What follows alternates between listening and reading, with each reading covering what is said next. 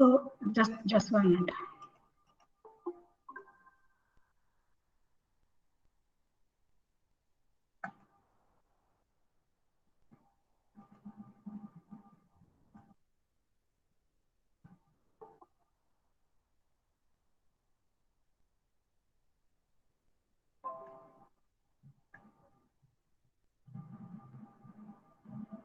Okay, so last time we had started with matrices, sorry, rank. तो हमने देखा था रैंक हम कैसे फाइंड कर सकते हैं बाय डूइंग एलिमेंट्री रो और कॉलम ट्रांसफॉर्मेशन, और हमने इनवर्स निकालना भी हमने देखा था. Now today will see how we, हाँ, फिर हमने ये डिटरमिनेंट से भी निकालना सीखा था. And then there is another definition of rank which we require, because when the order of determinant is high, then in that case, finding the value of the minors and then finding the rank becomes quite difficult. So it is the number of non-zero rows or columns that gives you the rank of the matrix after the matrix is row reduced. अब number of रोज या column, non zero रोज या non zero columns मतलब क्या होता है? अगर किसी row में एक भी नॉन जीरो एंट्री है, then it is a non-zero row, and the same goes for column. Like if you have a matrix like this, 1 0 0 0 0 2 and then 0 0 0. Suppose this is the matrix that you have. अब देखिए first row में एक ये non zero entry है, तो ये एक non zero रो हो गई. सेकेंड रो में ये एक नॉन जीरो एंट्री है, तो एक नॉन जीरो रो हो गई. थर्ड रो में सारी जीरो एंट्रीज हैं, तो ये आपकी जीरो रो हो गई. सो इस तरह से you define zero and non zero rows. तो अगर किसी रो में एक भी नॉन जीरो एंट्री है, it is called as non zero row और non zero column. And the same way goes for zero के लिए, सारे आपके जीरो होंगे. इस केस में अगर आप देखें, first column is non zero, second column is zero and third column is non zero. So by looking at it you can see which row is non-zero or which column is non-zero. अब हम इस matrix की rank find करेंगे by using elementary row transformation, और ये वाली definition use करते हुए हम इसके रैंक फाइंड करेंगे. So again as I told you, what we will follow is, इसको लेके ये दोनों जीरो करेंगे और फिर इसकी मदद से ये जीरो करेंगे एंड लाइक दैट. तो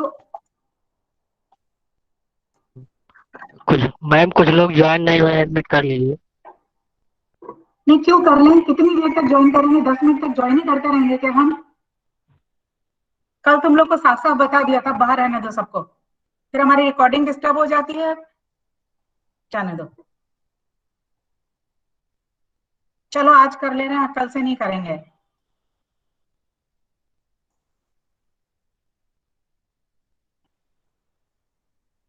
अब हमारी रिकॉर्डिंग किधर चली गई?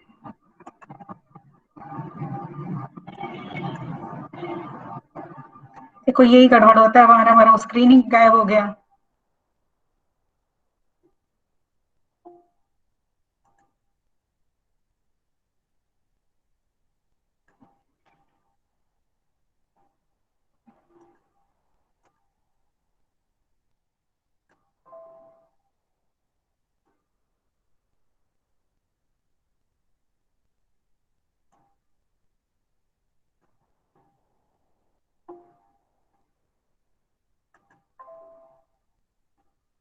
Okay, so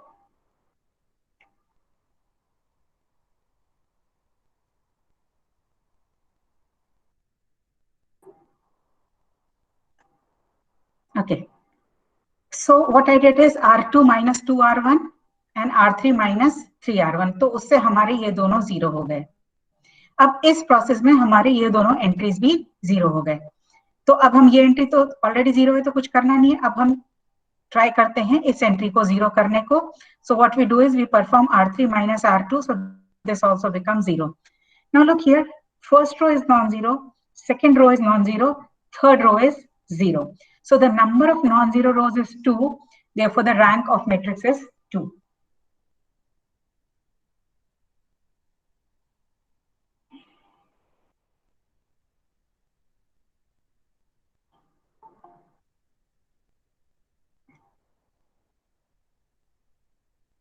Now, in the same way, try and find out the rank of this matrix. This is a 4 cross 4 matrix.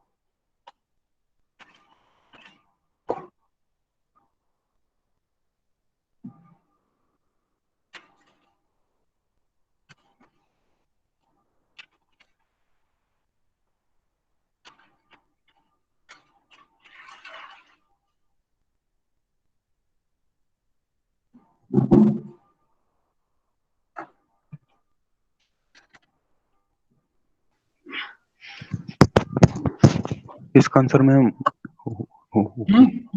इसका आंसर एक है मैम 2 आ रहा है हाँ? मैम 2 आ रहा है करेक्ट, द रैंक इज 2. जिनकी नहीं आई वो स्क्रीन पे देख लें. So as you can see, there are 2 non-zero rows, so the rank is 2. आज हम अभी अटेंडेंस लेना भूल गए, क्लास के एंड में याद दिलाना, हम अटेंडेंस ले लेंगे.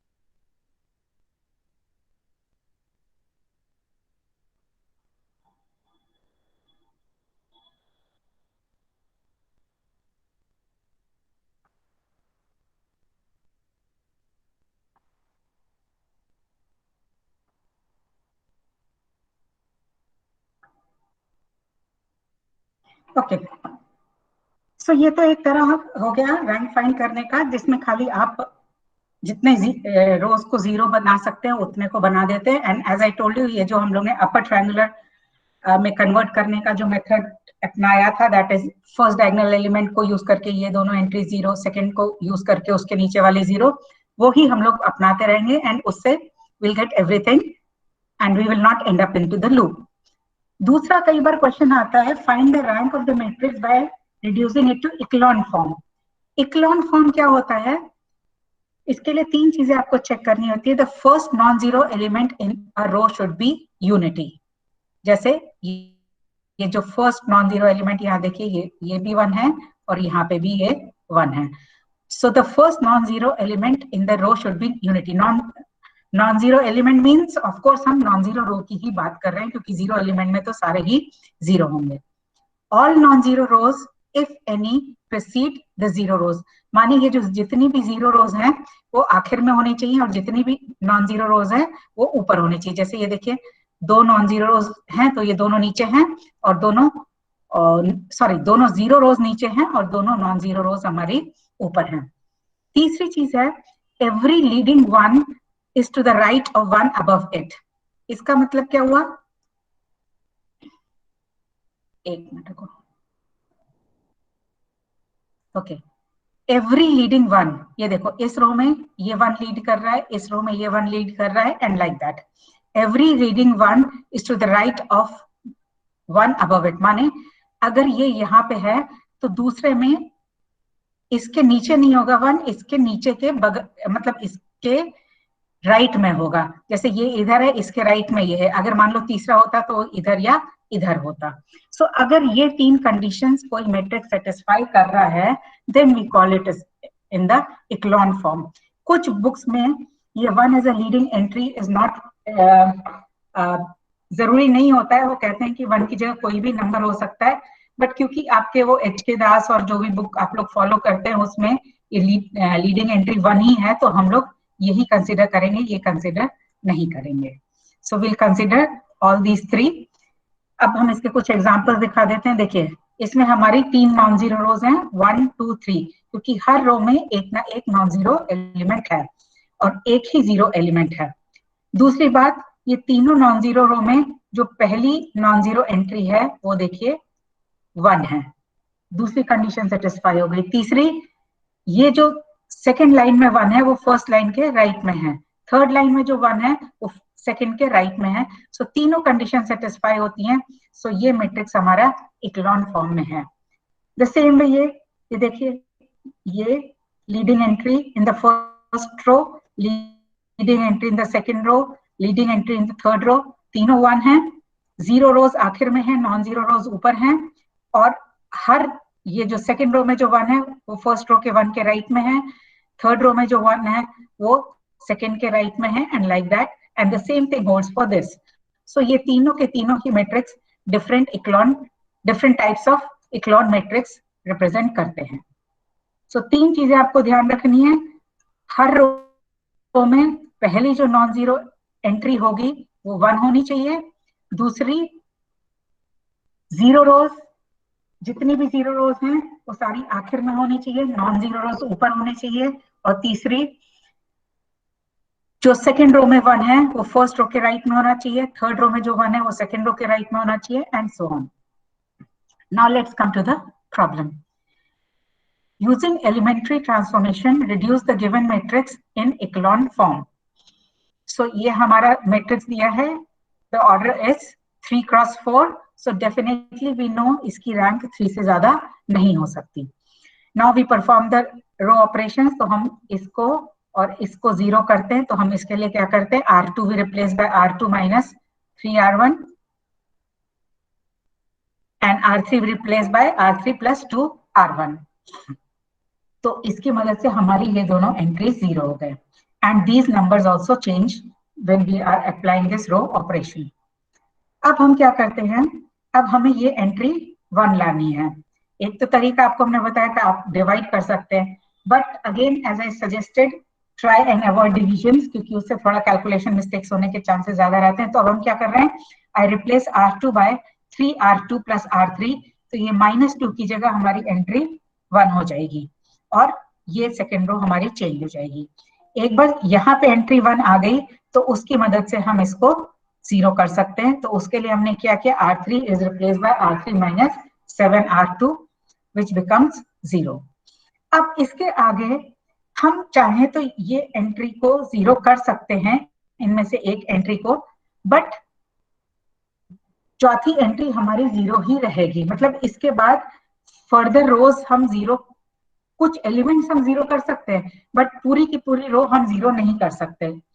तो हम खाली एक स्टेप और जाएंगे जिसमें हमें ये एंट्री 1 बनानी है.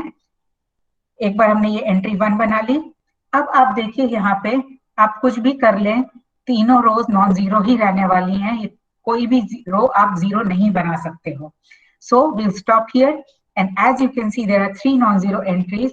So this is the echelon form of the given matrix, and since there are 3 non-zero rows, so इसकी रैंक हो जाएगी 3.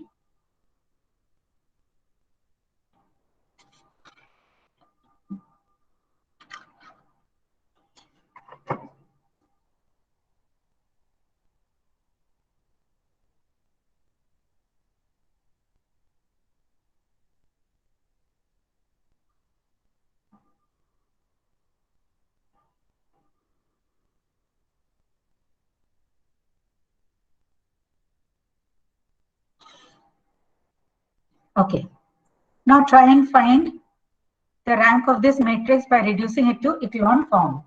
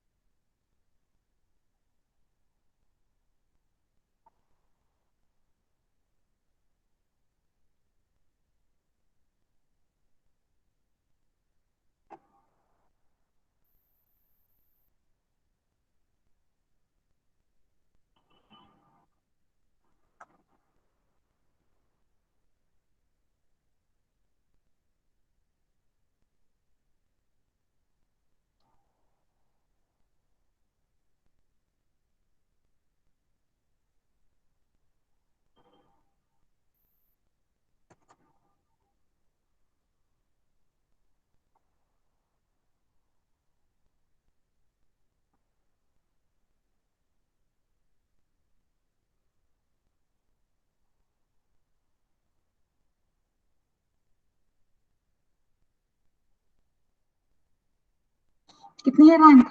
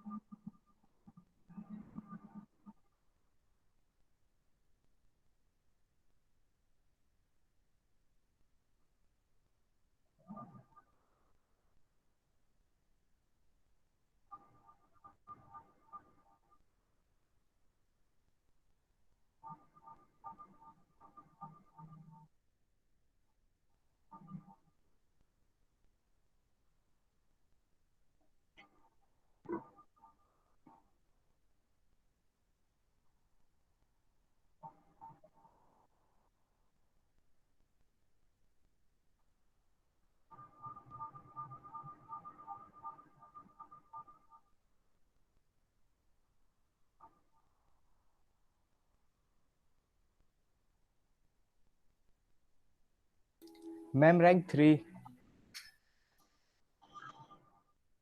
Correct, the rank is 3। सो इस तरह से आप करेंगे तो आप देख सकते हैं 3 नॉन जीरो रोज आ रही हैं, so the rank will be 3।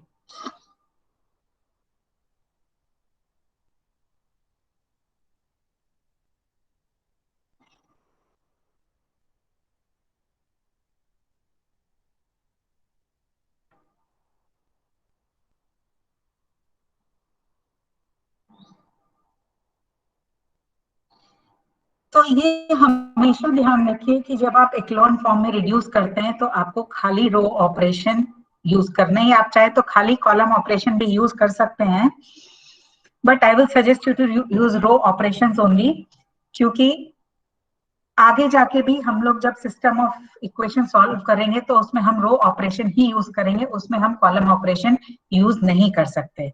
इसलिए try will emphasise more on using row operation, but अगर आप खाली कॉलम ऑपरेशन भी यूज करते हैं, nothing wrong in that. Okay, third method of finding the rank is by reducing it to the normal form. Normal form क्या होता है? Normal form जैसे हम लोग ने किया था कि आप किसी मैट्रिक्स को रो ऑपरेशंस और कॉलम ऑपरेशंस के थ्रू आइडेंटिटी मैट्रिक्स में रिड्यूस कर सकते हैं। बट अगर ए सिंगुलर मैट्रिक्स है तो आइडेंटिटी में तो रिड्यूस होगी नहीं। आइडेंटिटी में आइडेंटिटी एलिमेंट उसका एक सब मैट्रिक्स हो सकता है, but there will be certain other zeros, क्योंकि अगर मैट्रिक्स सिंगुलर नहीं है, नॉन सिंगुलर है, तो उसका डिटरमिनेंट जीरो है। दैट मींस एक पूरी रो या एक पूरा कॉलम कम से कम जीरो होना चाहिए। तो नॉर्मल अगर मैट्रिक्स नॉन सिंगुलर है तो आपकी इस फॉर्म में रिड्यूस हो जाएगी, दैट इज आइडेंटिटी मैट्रिक्स में। अगर सिंगुलर है तो वो इन तीनों में से किसी फॉर्म में रिड्यूस हो जाएगी। यहाँ ये आइडेंटिटी मैट्रिक्स है, ये 3 जीरो मैट्रिसेस हैं ऑफ डिफरेंट ऑर्डर, एंड इनका ऑर्डर क्या है that will depend on the problem. दूसरा है ये आइडेंटिटी मैट्रिक्स, एंड एक आइडेंटिटी मैट्रिक्स आ गई, यहाँ पे आपका एक जीरो, एक कॉलम में 2 कॉलम जितने भी आ गए, यहाँ पे भी इस तरह से आपका आ गया। These are possible in rectangular matrices, ये स्क्वायर मैट्रिक्स और रेक्टेंगुलर दोनों में पॉसिबल है। सो अगर हम किसी मैट्रिक्स को इस फॉर्म में ले आते हैं, then we say we have reduce the matrix in the normal form, और आइडेंटिटी मैट्रिक्स का जो ऑर्डर होगा वही हमारे ए की रैंक होगी। अब नॉर्मल फॉर्म में लाने के लिए हम रो और कॉलम दोनों ऑपरेशंस यूज करते हैं। और वो कैसे यूज करते हैं, जो row operations, okay nothing, so we use both row and operations to convert this into normal form. So चलिए इससे स्टार्ट करते हैं। द फर्स्ट मैट्रिक्स इज, ये वाली मैट्रिक्स हम लेते हैं 1 4 1 4 3 1 2 1 -1 2 -1 2 1 0 3 1 2 1। अब इस मैट्रिक्स को हम लेते हैं। अब ये आपकी ऊपर है, आप रो ऑपरेशन से पहले स्टार्ट करते हैं या कॉलम ऑपरेशन से पहले स्टार्ट करते हैं, और आप चाहें तो इसको खाली रो ऑपरेशन खाली कॉलम ऑपरेशन से भी आप कर सकते हैं, बट कई बार पॉसिबल नहीं होता है, इसलिए हम लोग दोनों इसमें यूज करते हैं। अब again follow the same procedure, इसकी मदद से हम ये तीन एंट्री जीरो करेंगे। सो R2 replace by R2 - 4 R1, R3 replace by R3 - 3 R1, R4 replace by R4 - R1। ये तीन जब हम रो ऑपरेशंस करेंगे तो ये फर्स्ट कॉलम में सेकेंड, थर्ड और फोर्थ रो की एंट्रीज जीरो हो जाएंगी। अब एक बार ये जीरो हो गए, अकॉर्डिंगली सेकेंड थर्ड रो की बार की एंट्रीज भी चेंज हो जाएंगी। अब देखिए सेकेंड कॉलम में आ जाइए। अब यहाँ पे कोई वन नहीं है, सो व्हाट, और फर्स्ट कॉलम में हमने एक वन बना दिया है, तो ना फर्स्ट कॉलम को यूज करते हुए बाकी सारे कॉलम्स की फर्स्ट एंट्रीज को हम जीरो कर देते हैं। कैसे? Will replace C2 bye -2 C1, तो ये एंट्री जीरो हो गई। C3 बाय C3 + C1, तो ये एंट्री जीरो हो गई। C4 बाय C4 - 3 C1, तो ये एंट्री जीरो हो गई। तो हमने फर्स्ट कॉलम और फर्स्ट रो की सारी एंट्री जीरो कर दी except for the diagonal term that is here. अब इसके बाद हम क्या करेंगे, लुक हियर, सेकेंड कॉलम में ये दोनों एंट्री सेम है, तो हम इसको जीरो कर सकते हैं। So what I do is I perform R3 - R2, तो हमारा ये जीरो हो गया, and this is the matrix that we get. अब थर्ड कॉलम में देखिए, फोर्थ रो में वन है, थर्ड रो में वन नहीं है, so what we do is we interchange third and fourth row, और ये आ जाता है, और फिर थर्ड रो की मदद से हम ये फोर्थ रो को जीरो कर देते हैं। अगेन यहाँ पे हम जैसे रो ऑपरेशन या कॉलम ऑपरेशन कर रहे हैं, आपको जो ठीक लगे या whatever comes to your mind, you can use those row and column operation. Just the main aim इज कि आपको एक आइडेंटिटी मैट्रिक्स चाहिए, और बाकी जीरो आ रहा है या नहीं आ रहा, वो तो फाइनल स्टेप के बाद ही पता चलेगा। नाउ मैम रो और कॉलम ऑपरेशंस एक साथ लगा सकते हैं? हाँ, वही हमने कहा, नॉर्मल फॉर्म में जब आप रिड्यूस करेंगे तो आपको दोनों ही अप्लाई करने पड़ेंगे। कई बार होता है खाली रो खाली कॉलम से भी हो जाता है, but sometimes it's very difficult, तो इसलिए जब आप नॉर्मल फॉर्म में रिड्यूस करेंगे तो रो और कॉलम आप दोनों लगाएंगे। इक्लॉन फॉर्म में आप एक ही लगाएंगे, ठीक है? Yes ma'am. Okay, so now अब देखिए यहाँ पे C2 कॉलम जो है उसमें एक ही एंट्री है, दैट इज -7, तो हम C2 कॉलम को -7 से डिवाइड कर देते हैं, तो हमें यहाँ 1 भी मिल जा रहा है, and we are avoiding fractions also. और इस तरह से ये करते हुए हमारे पास फाइनल ये रिजल्ट आ जाता है। अब यहाँ देखिए, ये हमारी आइडेंटिटी मैट्रिक्स हो जाती है order 3, so I have written I3, और ये बाकी हमने जीरो रख दिया। अब ये जो जीरो है ये जीरो नहीं है, this is a zero matrix, जो कि ये वाला है, and as you can see it is nothing but 3 × 1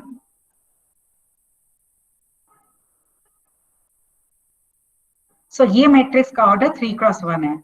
ये मैट्रिक्स क्या है? ये मैट्रिक्स आपकी ये वाली मैट्रिक्स है। सो इसका ऑर्डर क्या है? 1 × 3, और ये वाली जो मैट्रिक्स है, सॉरी इधर दिस इज 1 × 3, और ये आपका एक सिंगल एलिमेंट है which is a matrix of order 1 × 1। सो हमने ये जो मैट्रिक्स जिससे हमने स्टार्ट किया था, इसको हमने इस फॉर्म में रिड्यूस कर दिया है, I3 0 0 0, जहां I3 is identity matrix of order 3, so the rank of the matrix will be 3, और बाकी ये जो जीरोस हैं ये जीरो नंबर्स नहीं है, ये zero matrices of different order हैं, और इनके क्या क्या ऑर्डर हैं वो हमने आपको यहाँ पे लिख के बता दिए। एग्जाम में आपको लिखने की जरूरत नहीं है कि कौन सा जीरो मैट्रिक्स किस ऑर्डर का है, आपको खाली इस फॉर्म में लाके छोड़ देना है, and the order of this identity matrix will give you the rank of the matrix.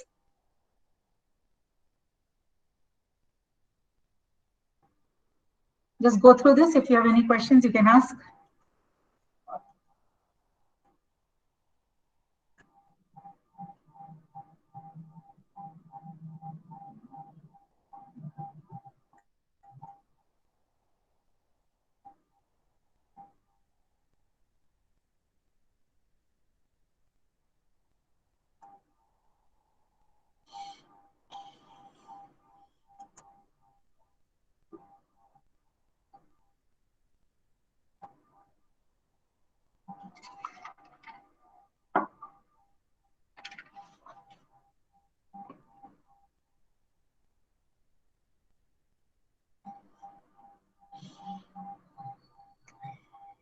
Okay.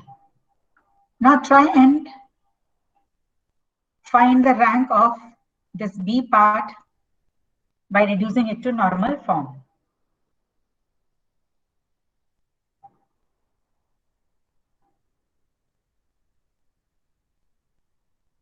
एक चीज और हम आपको बताना चाहेंगे, ये देखिए, ये तो हमारी 4x4 मैट्रिक्स थी, तो इस केस में हमारा चारों पॉसिबिलिटीज थी।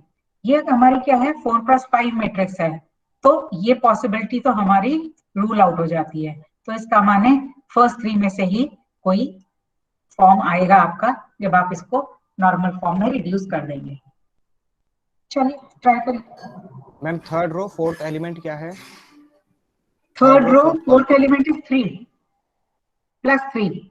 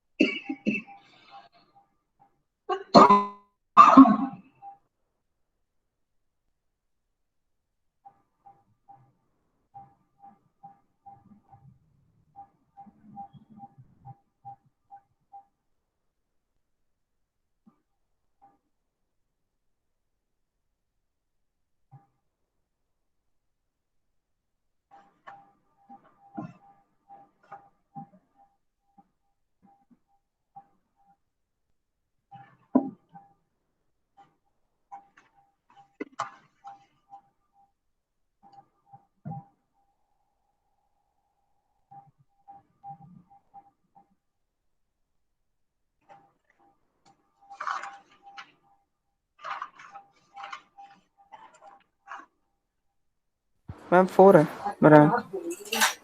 4 रैंक। हाँ 3 आ रहा है मैम, हमारी भी रैंक 3 ऑफ आ रही है। मेट्रिक 3। 3 मैम हो रहा है। 3 आ रही यस है। मैम 3 आ रहा यस है। मैम 3। हाँ तो 3 आ रहा है। हमारा ठीक है कैलकुलेशन। चेक कर लो जिसका कुछ गड़बड़ है। अब देखिए यहाँ पे फाइनल आंसर तो आपका हो सकता है आइडेंटिटी मैट्रिक्स इधर ना आके इस जगह ना आके, हो सकता है आपकी इधर आ जाए या इधर आ जाए। दैट विल डिपेंड आपने कैसे रो या कॉलम ऑपरेशन किए हैं, बट रैंक आपकी सेम ही आएगी। आइडेंटिटी मैट्रिक्स का ऑर्डर भी सेम ही आएगा। अब वो I3 यहाँ ना होके यहाँ पे भी हो सकती है, यहाँ यहाँ कहीं पे भी हो सकता है।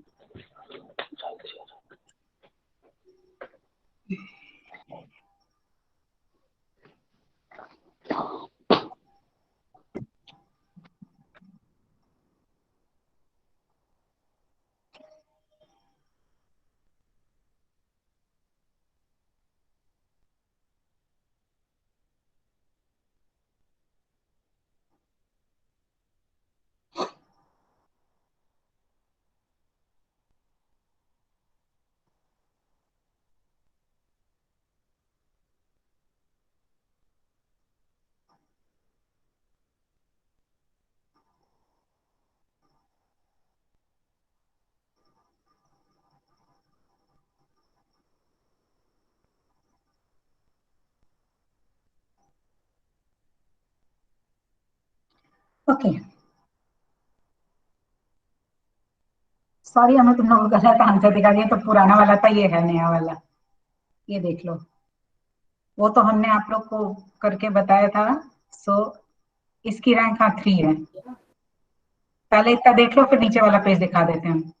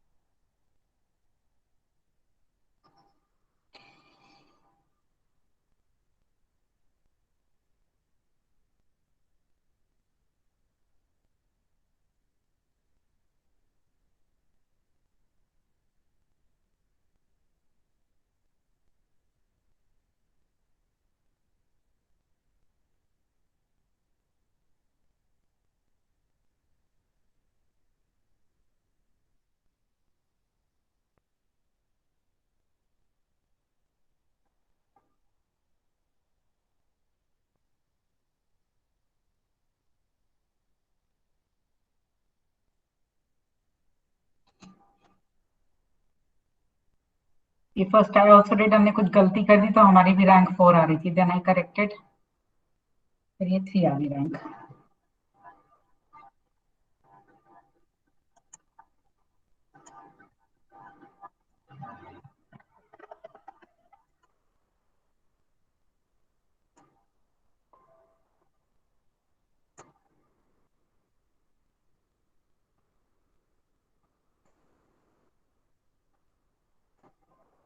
Okay so will stop here, I have meeting in few minutes. So हम लोग यहाँ पे स्टॉप कर देंगे। आपकी अटेंडेंस हमने ऑलरेडी ले ली है। जो आपका ये जो ये साइड में ये जो आता है जहाँ पे आपके नाम और माइक वगैरह आते हैं, तो उसका हमने स्क्रीनशॉट ले लिया है।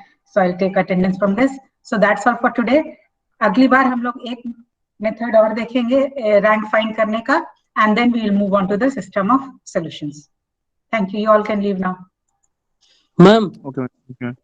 हाँ बोलो मैम कौन सा बुक फॉलो करें हम लोग? बेटा, कोई भी कर लो। आप लोग HK दास कर सकते हो, ग्रेवाल कर सकते हो, जिसमें भी आपको ये मिल जाए। बहुत बुकों में मिल जाएगा ये जो अभी हम पढ़ा रहे हैं। मतलब बट जाजो आपको को अगर खाली एक ही बुक लेनी है तो HK दास में सब मिल जाएगा।